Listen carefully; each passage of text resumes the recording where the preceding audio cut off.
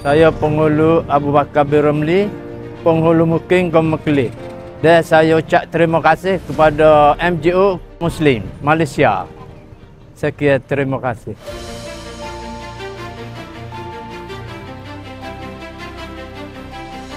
Minta doa mama ayah supaya mendoakan penyumbang-penyumbang dan penderma-penderma kita sentiasa dimurahkan rezeki, dipermudahkan segala urusan. Allah jentik hati dia supaya terus menyumbang, terus menderma, supaya kotak infak yang kita ada hari ini terus boleh bergerak ataupun dihantar ke seluruh Pasir Putih dan Besut. Terima kasih kepada Muslim Malaysia yang sumbangan ini dapat meringankan sikit. Terima kasih Muslim Malaysia.